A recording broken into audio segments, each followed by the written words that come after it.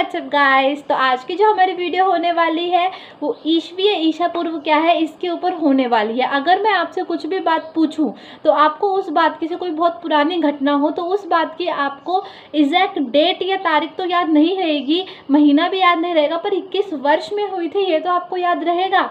तो वर्ष में जो है पीछे आपने देखा होगा कि ईसवी या ईसा पूर्व लिखा हुआ देखा होगा, जैसे 345 ईसवी या 345 ईसा पूर्व, ये आपने बहुत जगह देखा होगा। बहुत जगह आप हिस्ट्री पढ़ते हो तो आपने बहुत जगह ये लिखा भी होगा। तो कभी आपने सोचा कि इस ईसवी या ईसा पूर्व का मतलब क्या होता है?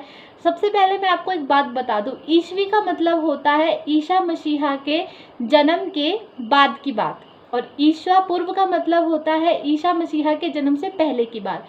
पहले जो है जो हम वर्ष की जो काउंटिंग करते थे, जैसे कुछ भी है, जैसे 1947 45 कुछ भी, मतलब बहुत पहले, तो अगर हम वर्ष की काउंटिंग करते थे तो हमारा जो ईसाई धर्म है उसके जो प्रवर्तक है ईसा मसीहा, उनके जन्म की तिथि से करते थे। उनका जन्म 1 ईस्वी को हुआ है, और अगर मैं आपसे बोलूं कि आज 10 ईस्वी है तो इसका मतलब आप क्या समझोगे कि उनके जन्म के 10 साल के बाद की बात की जा रही है।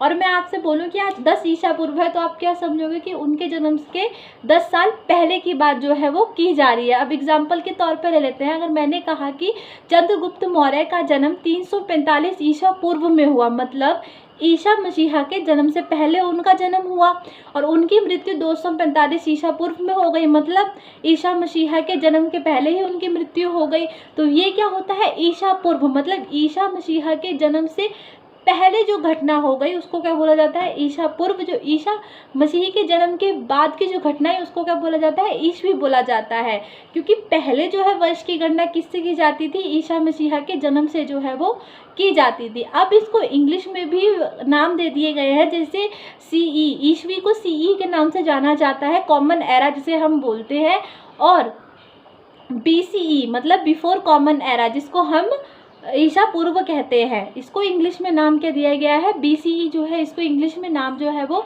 दिया गया है। अगर आप लोगों को पूछा जाए कि ईसी या ईसा पूर्व में, ईसवी या ईसा पूर्व में डिफरेंस बताओ, तो आप लिख दोगे कि ईसा मसीहा के जन्म के बाद की जितनी भी घटनाएं हैं उसको ईसवी कहा जाता है, और ईसा पूर्व मतलब यीशु मसीहा के जन्म से पहले की जितनी भी घटनाएं हैं उसको ईसा पूर्व जो है वो कहा जाता है।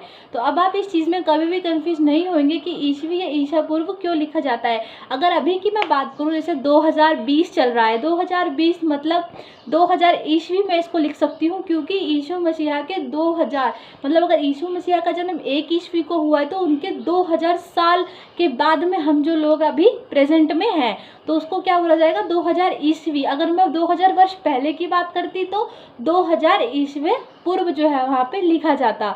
तो अब आप लोग इस चीज़ में कभी कंफ्यूज नहीं होने वाले हैं कि ईसवी या ईसा पूर्व क्यों लिखा जाता है, इसका कारण क्या है। तो ईसवी या ईसा पूर्व लिखने का बस एक ही कारण है कि जो ईसा मसीह है, जो ईसाई धर्म है, उनके जो प्रवर्तक कौन, मतलब यीशु मसीहा के जन्म की तिथि के आधार से जो है हम लोग ईसवी या ईसा पूर्व जो है लिखते हैं। तो आई होप ये आपको वीडियो अच्छी लगी होगी, तो मेरे चैनल को लाइक एंड सब्सक्राइब जरूर करें। So thank you so much guys.